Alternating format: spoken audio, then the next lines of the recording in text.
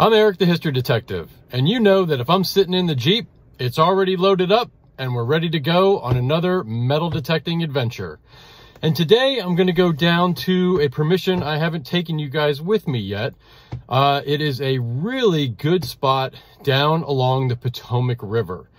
And this spot has an old river crossing that was not only active during the colonial and Civil War period all the way up to the early 1900s, but it was also a very active crossing during the Native American era here in Virginia.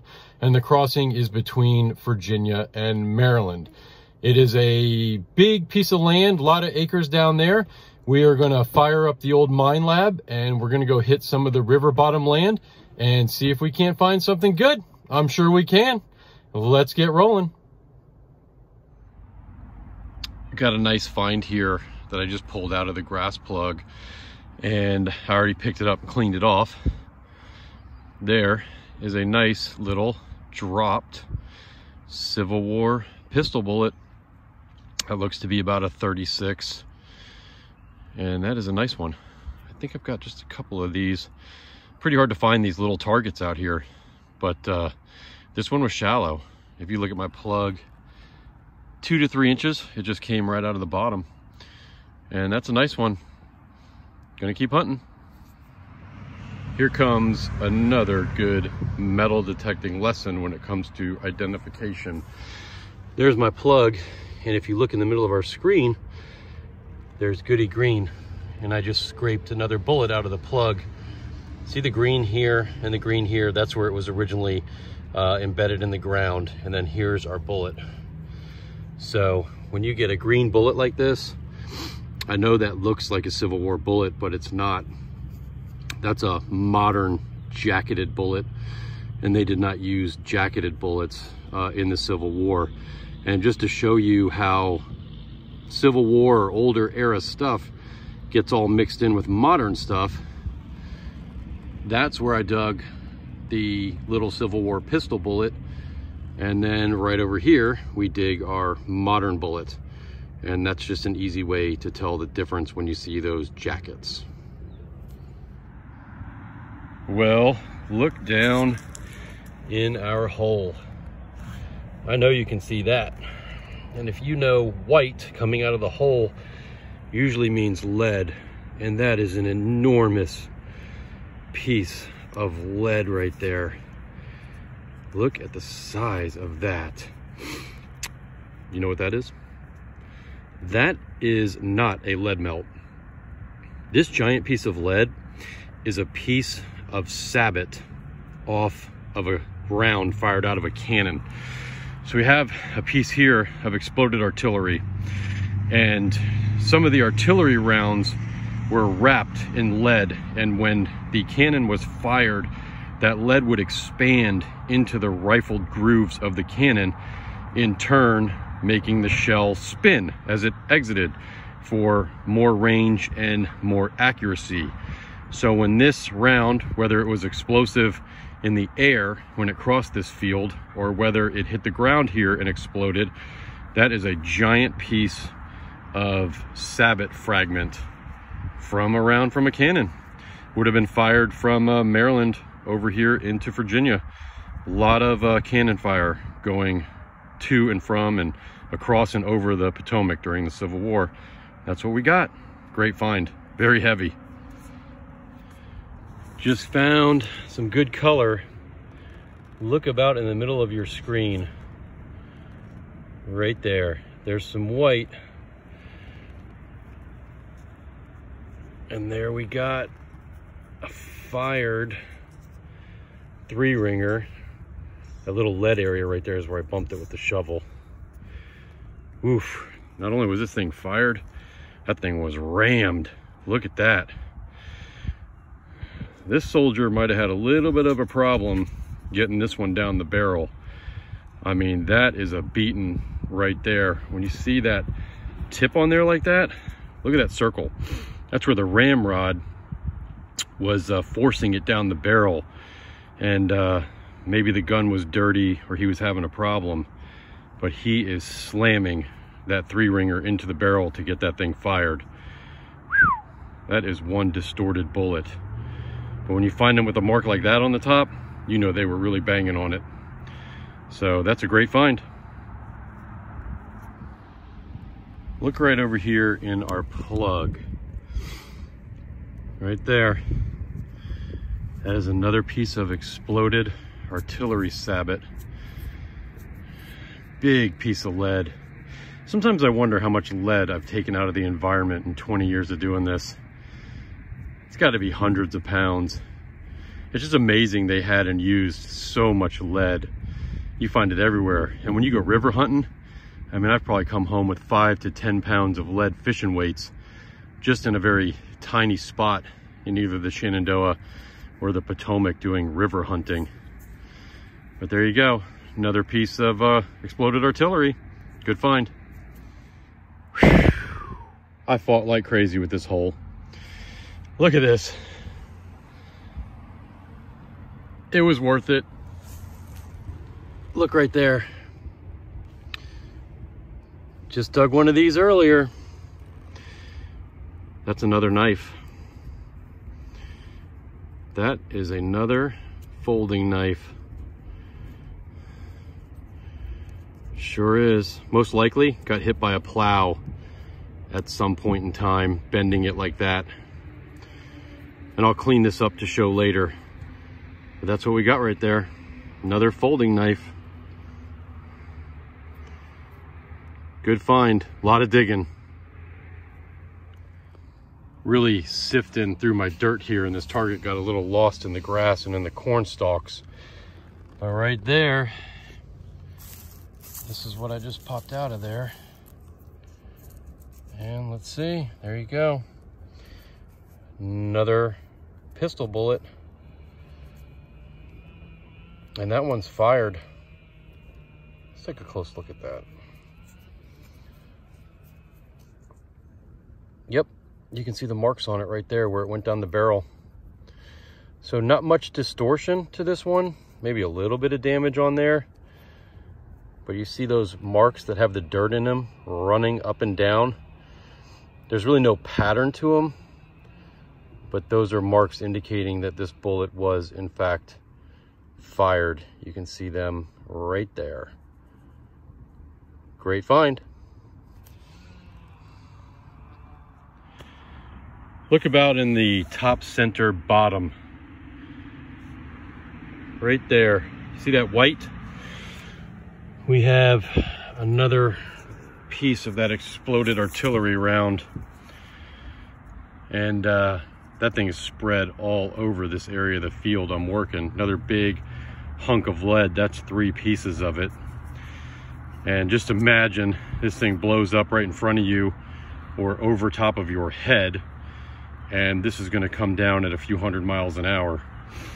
And that artillery did a lot of damage during the Civil War. And this is what you would get.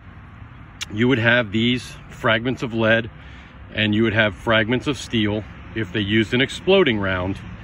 And these pieces would be flying all over the battlefield.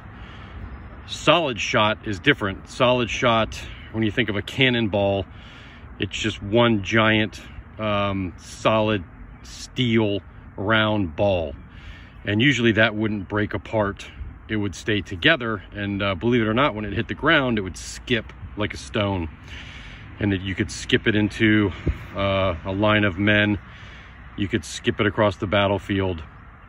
But the exploding shot would either detonate with a time fuse in the sky or hit the ground with a percussion explosive, and then boom, it goes off when it hits the dirt. A lot of pieces out here. Got a screaming hit here and just smashed my dirt open. Not too deep. It's in the frame. Can you see it? Right there. We have ourselves a 3-ring mini ball. That might have been fired.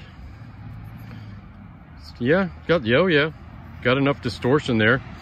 Got another nice fired 3-ring mini ball out here. You can hear the trucks going by on the road there. That's a good find. We'll clean the cone out at home, see if it has any marks in it.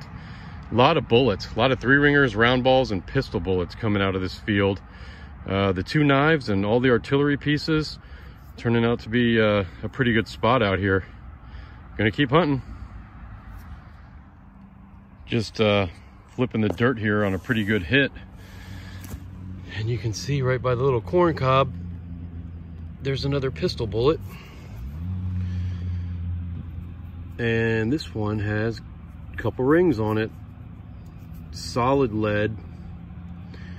Now this could be fired, or that could just be a smooth top.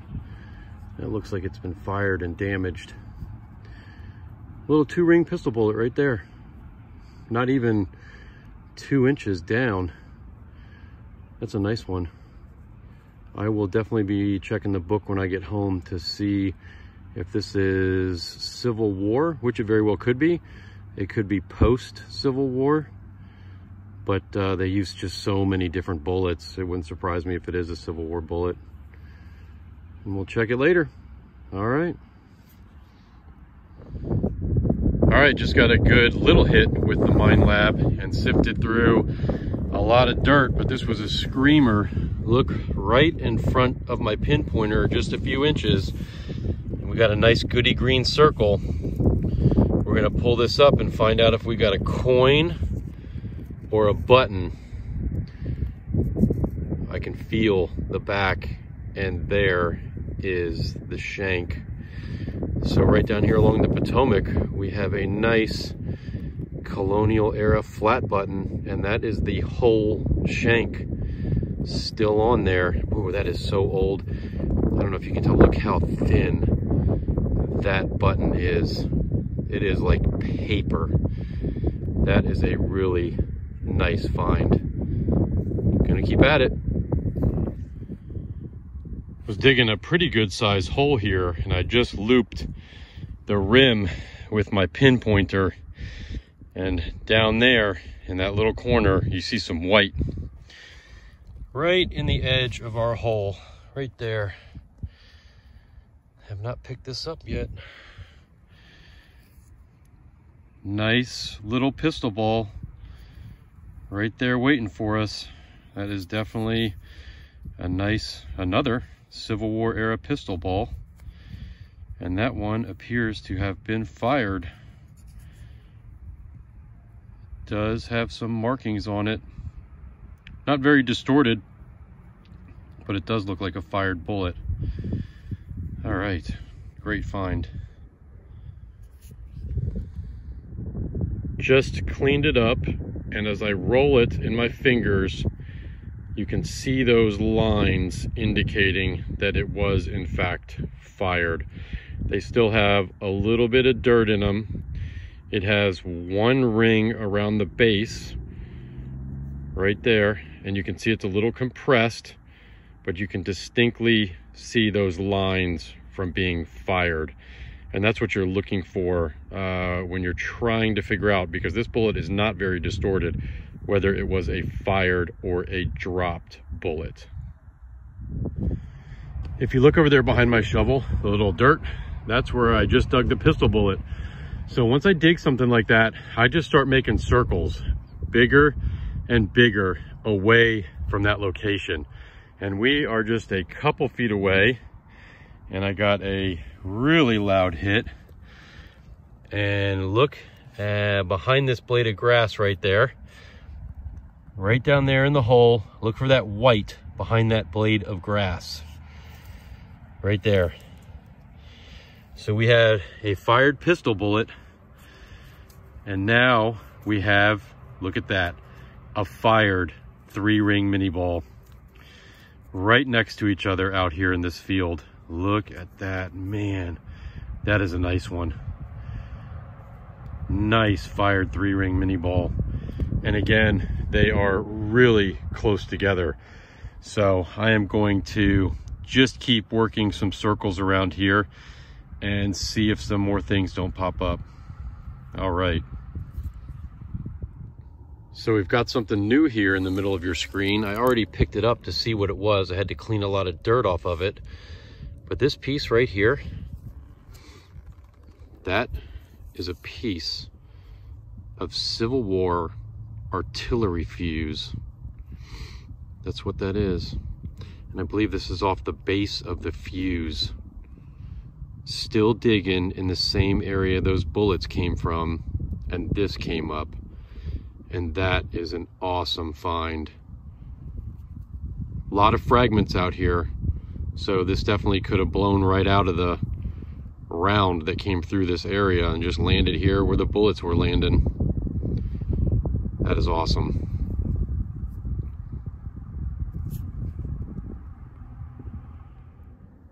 Okay guys, this is awesome.